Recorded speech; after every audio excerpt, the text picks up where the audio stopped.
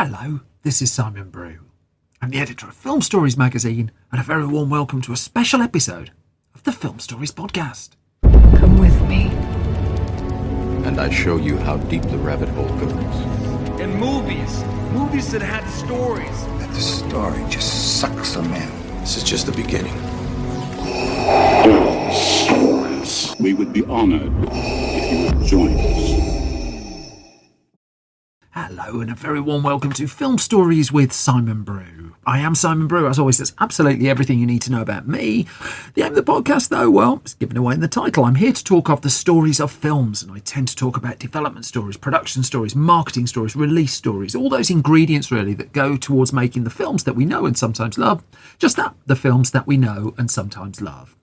The films I tend to cover on this podcast have more of a mainstream leaning to them than anything else. They're films I'm interested in or invested in to some degree. I try not to do snark. I try not to punch down. This podcast is very much a celebration of cinema and an appreciation of just how hard it is to make films. Now, this particular episode you've happened upon is one of my occasional special episodes where I bring in a filmmaker to talk about their latest release or their body of work. And in this case, I'm delighted to be joined by a producer, a man called Roy Conli, a producer primarily at Walt Disney Animation Studios, who I've interviewed a few times over the years. He won an Oscar, as you're about to hear, for his work on the film Big Hero 6. He's been doing a bunch of nature documentaries for Disney. He worked on Treasure Planet back in the day. He worked with legendary Disney producer Don Hahn, for instance. And we're going to get into Roy Conli's story right the way up to his new film, Strange World. Now, I hadn't seen Strange World at the time I recorded this. That was deliberately so. I wanted this to be a spoiler-free conversation, but also a chat about the Disney animation landscape and how reachable it is to people on the outside of the industry. That said, I'm going to cue this up with a clip from the trailer from the movie, and then I'm going to launch straight into my conversation with Roy Conli.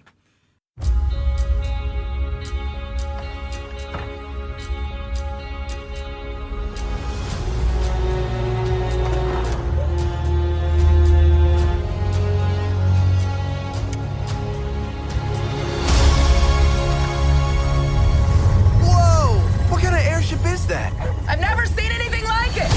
Baby Clade! What is the president doing in our front yard? Our entire world is in grave danger. I want you to come with me on an expedition. I'm not my father. He was the explorer. I know you were just a kid when he went missing, but now, you're all we got. Mr. Clade, I'm a huge fan thank you. of your dad. Do you think you could forge his autograph? What? Where in the world are we? Ethan, you brought the dog? Sorry! We are clearly in uncharted territory.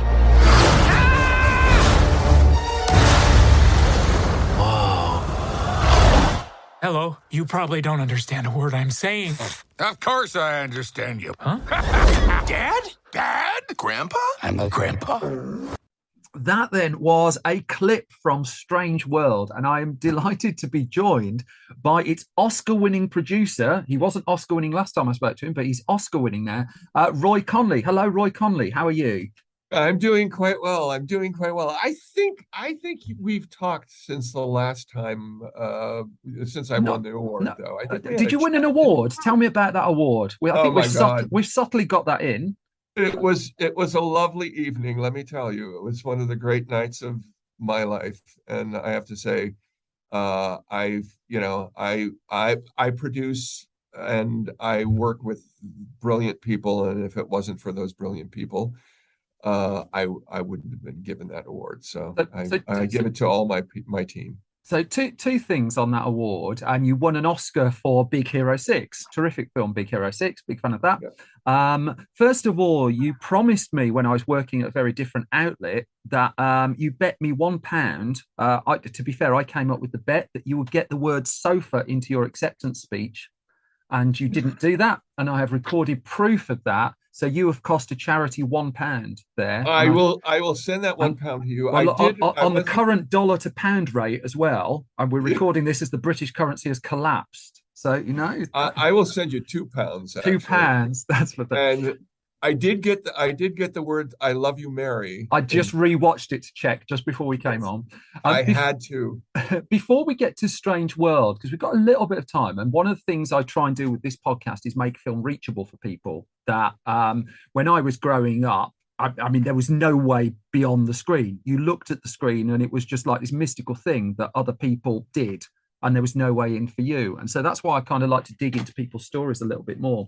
And I wonder if you can trace the path to that Oscar moment, and what a moment. But go right back, because I think the person who changed your life, changed your career, your mentor, you told me once, was a man called Bob Gilbert. Oh my God, you have a great memory. This is impressive. What I wonder, can you trace that for me? What was it special about Bob Gilbert that tuned your mind onto the path, if you like, to becoming an Oscar-winning producer?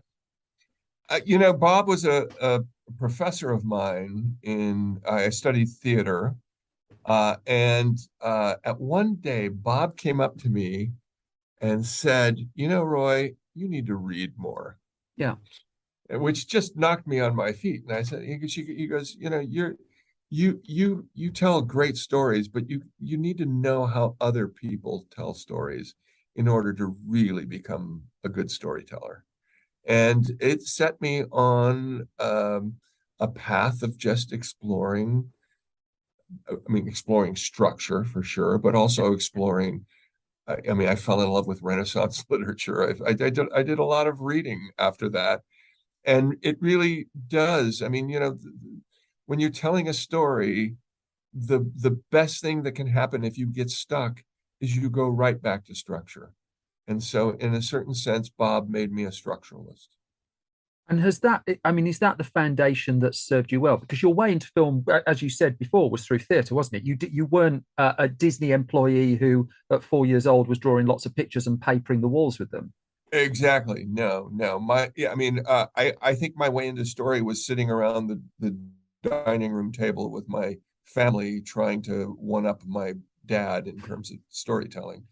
It's interesting because I do think that the parallel between theater and animation, I kind of fell into animation. Yeah.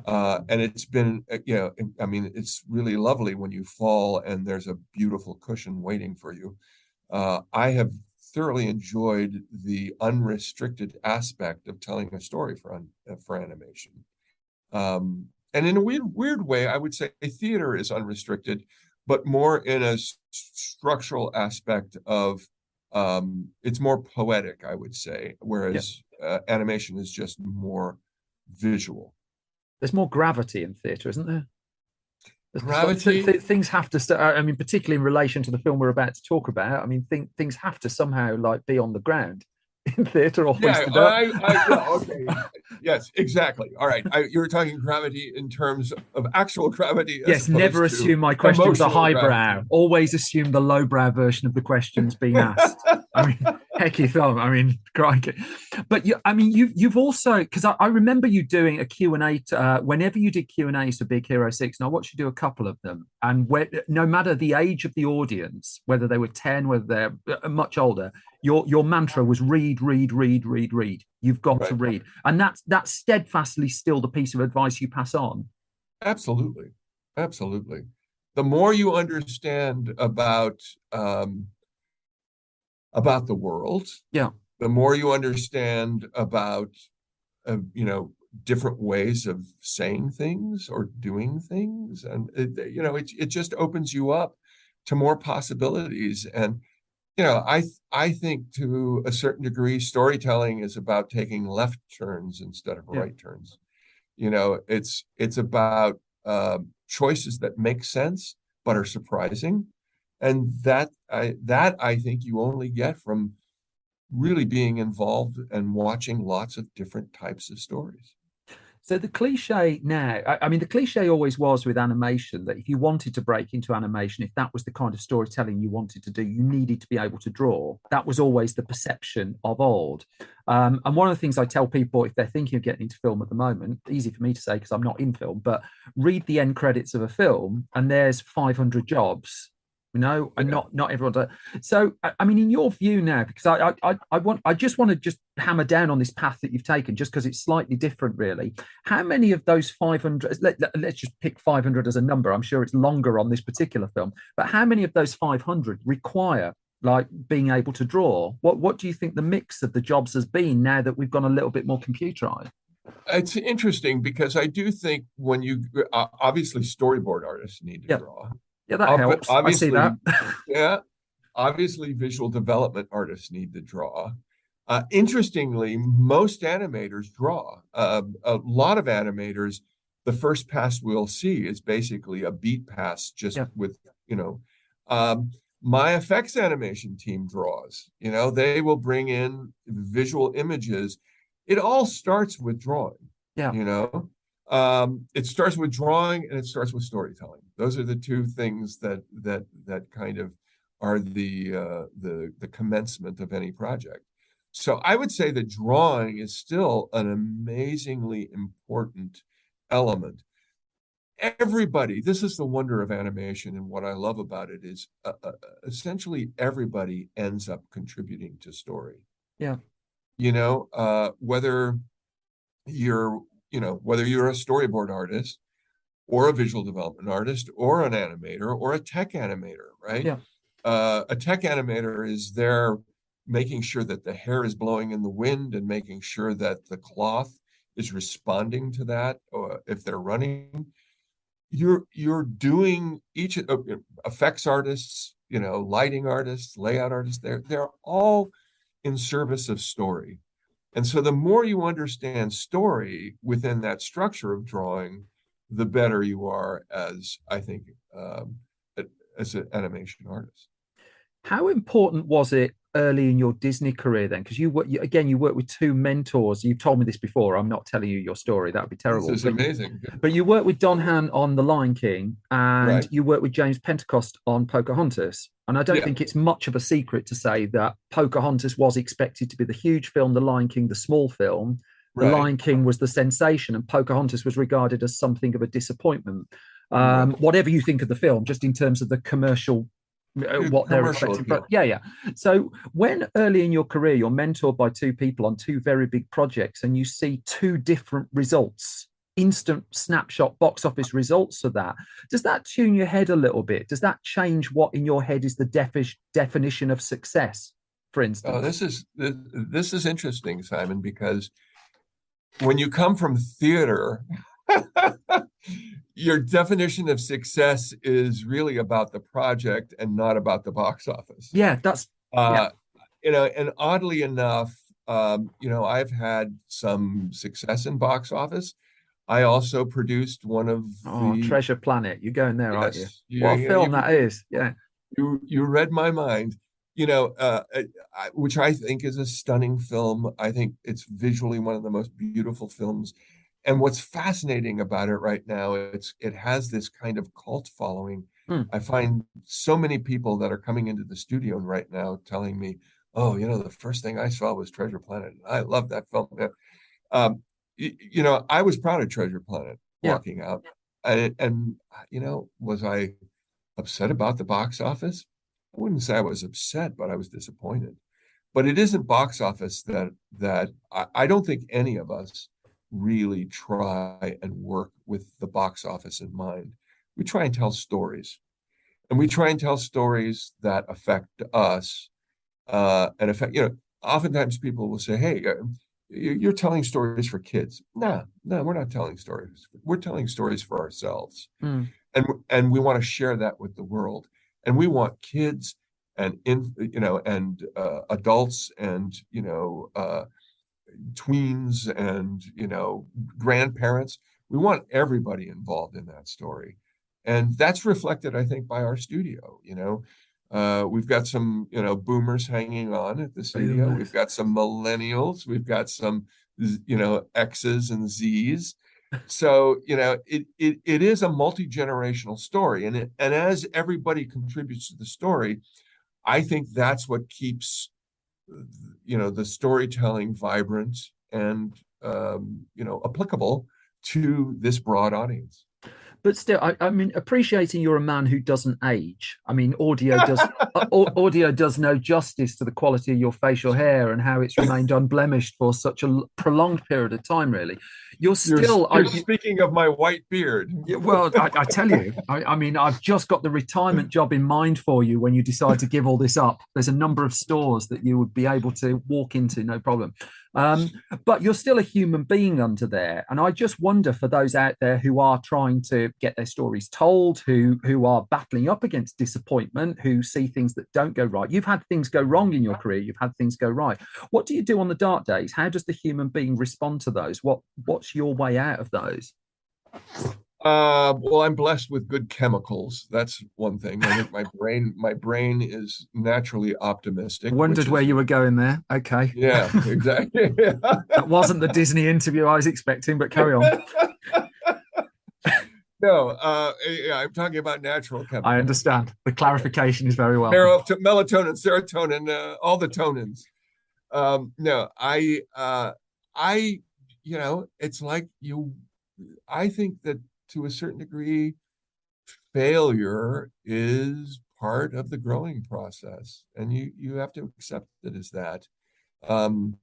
We talk about my career, which is in May of 23, it'll be 30 years for me. I would say the first 10 to 12 years of my career, I thought of myself as a theatrical producer working in animation. And I would say the last 18 years, I've been thinking of myself as an animation producer who used to work in theater. And it's really because I think as an art form, I really, it's been a continual growing experience. And I feel really lucky to particularly, when I look at my the films in my canon, I think I've worked with some really amazing people. And as a producer, it really is about getting a director's vision on screen. And when you work with brilliant directors, it makes life a lot easier for you. In terms of mapping someone's career, though, I mean, you say you come from theatre and you think about yourself slightly differently now to how you did then. If I was to draw a career line that went from theatre to animation, I'm not sure it would go from winning an Oscar for Big Hero 6 into producing nature documentaries, which was the segue you've just taken more recently as well. So, I mean, was that an opportunity presented before you, or was that an itch you were looking to stretch, or were you the last person in the building and they gave it to you and said, you do that? Yeah, it's interesting because I wouldn't call it a segue as much as a parallel track. I'm fortunate in the sense that I work with an amazing team that actually goes out in the field and films these. That actually happened as a result of knowing two fellows, Paul Barabeau, who was leading Disney Nature in Los Angeles, and Jean-Francois Camilleri, who was leading it from France. And I knew Jean-Francois from my time. I ran the Paris studio from 1995 to 1998. And I knew Paul because Paul worked as a marketing person on my Disney films. And way back in 2009, may have been 2008, Jean-Francois approached me and said, hey, would you be interested in helping with story on one of these things? And I was knee deep with Tangled at that point. And I said, remember it well. Yeah. I just don't have time. I just don't have time right now. And as much as I'm committed to the environment and I said somewhere in the future, I would love to work with you guys, but I've got a movie that I'm on. Well, it just so happened, 7 years later or so, it was 6 years later, just after I won the Academy Award. Did you win an Oscar?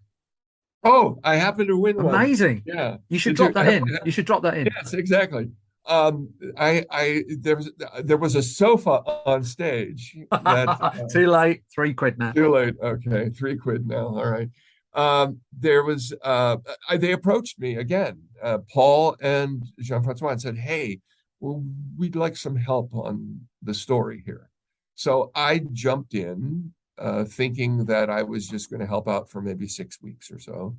I had this amazing relationship with, at that point, we did a film called Born in China, and it was being directed by a fellow named Lu Chuan, who is an amazing indie director in China.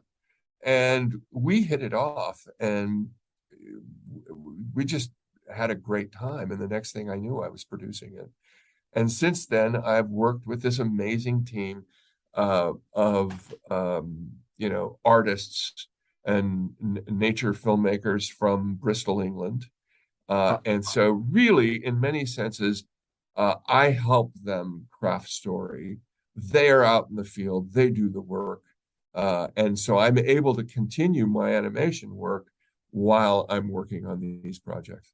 I again, audio doesn't do justice, the huge grin on your face as you tell that story. I think that's important to get across as well. Yeah. I mean, you mentioned briefly in the midst of all of that, Tangled, of course, and that was a nice, easy film to produce. No, it was lovely. Yeah, I think a director heart attack, and then 2 directors coming in, and then having to turn the whole thing around in 2 years against a press that was not on its side in the first instance, and yet that was a turning point film. For Disney. I mean, you can see it now in the context of the canon that's comes in.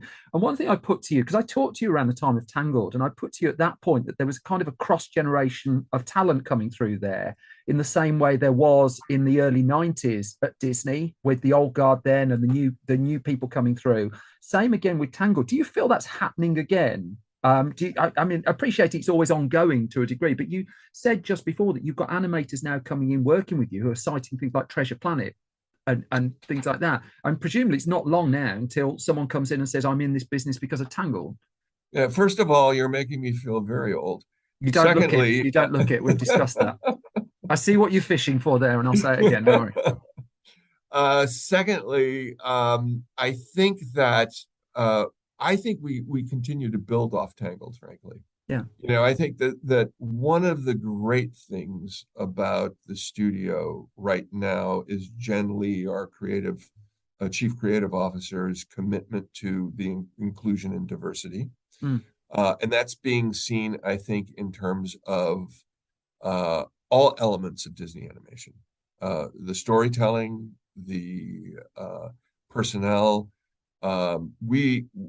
It just keeps getting better. We reflect the world. Yeah. And I've always just been so impressed with Jen's heart and what she brings to the creative process. I look at Tangled as kind of our launching of CG in a certain sense, with Glenn Keane having been one of the heads of animation. There was this DNA of hand-drawn that got infused into our CG. Yeah. And to this day, I just think that you can see that hand-drawn, particularly in Strange World. It'll be interesting. I don't know how much you've seen.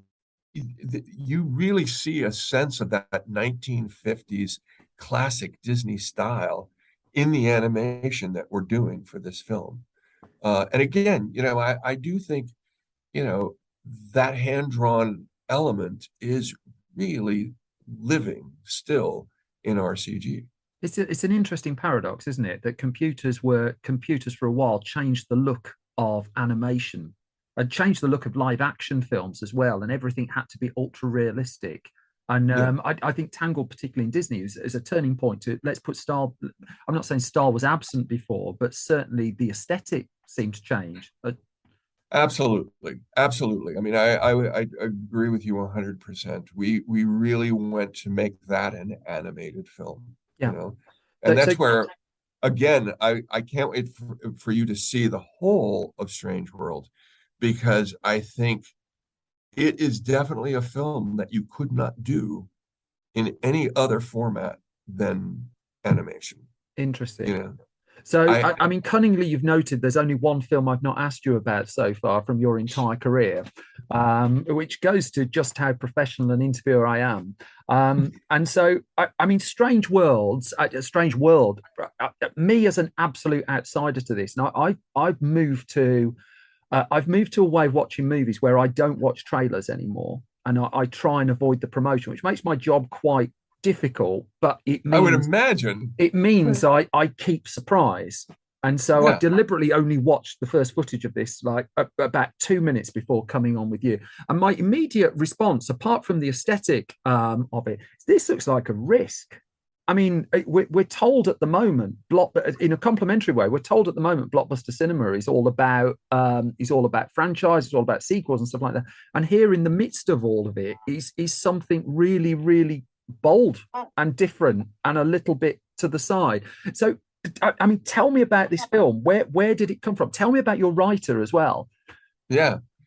First of all, why do it if it's not a risk? I mean, but lots of people. You. I mean, you're in the same movie industry that the rest of us watch. Lots of people do things when they're not a risk. Yeah.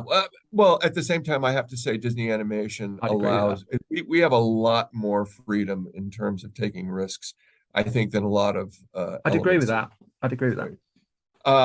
First of all, this story is from Don Hall. Yeah. You know, I worked with Don on Big Hero 6. I worked with him on the Baymax series, and now we're working together again. This is Don's brainchild. I mean, he came off of Moana.